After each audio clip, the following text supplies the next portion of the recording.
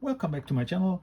As I mentioned before, recently I got a bit into Star Wars playsets, and originally I'm from the 1970s and 80s, grew up with the original Kenner Star Wars toys, and I loved the playsets even at that time. Even the micro collection was something that I liked at that time. I just wished it would have been a bit bigger so they could fit to the 3.75 inch toys, but then it showed different type of scenery. Yeah, so the echo base in the micro collection was something that I really thought somehow doesn't fit to the 3.75 inch toy line because it's just too big and you want to have the size somehow. And as a kid I loved to play with the die cast toys. My favorite die cast Star Wars toy was the Star Destroyer, because that size, as a kid I knew this you cannot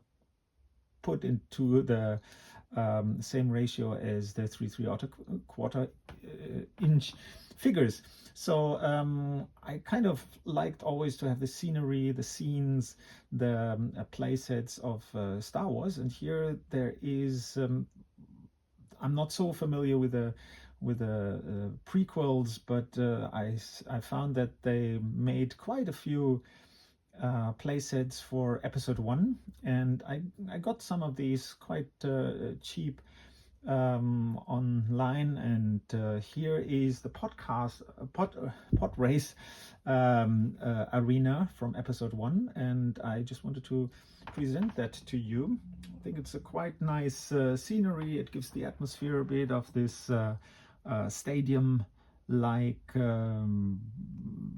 start and end point in Tatooine. And you can see here they have a little bit of toys also. They have here a pod racer. They have here a little droid that can swing around, is fixed to it. They have here this platform to have to see what's happening on the race court. It's a bit difficult to fix. Then you have here the flag swinging guy. It does not really fit nicely in here. Don't know how the kids would have done that in the 90s, but you can swing him around. It's quite nice. And here, this is also very cool actually. They made these play sets to connect to each other. So you have here these connecting parts, which I find very great. And I also enjoyed in the micro collection in the 1980s. You had the Hoth and Bespin and the Death Star, nice play sets that you could put together and get a bigger one. Here also very nice. You see all these stickers, very simply done to have the audience in the background, but when you print out, when you press here, you see they're cheering coming up. Quite funny. I think that's the cool part actually about these playsets. They always have some features where you can see or do something so that the whole scenery moves. Like here, you press here and then Jabba turns up, and press the gong or whatever, and then you have here on the back, you have here these reporters.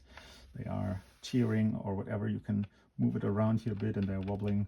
It's nothing too special. Actually kind of boring. I think if you would see that as a kid, for my age in the 1970s, 80s, I think it would be a bit too little to do something. But for now, I think it's quite nice just to look at it and get a bit of the atmosphere and say, wow, this is the Tatooine pod race arena.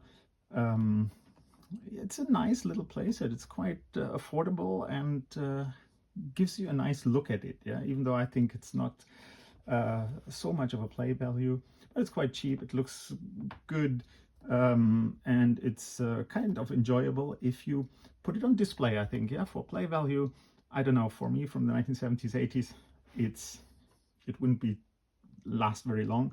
But for now, for my age also, just seeing it in the shelf, I think it's kind of fun. What do you think about this? What do you think about the Micro Machines play sets? Do you have any of them, or what do you think about them? Please leave a comment, and hope you like my videos. Thanks.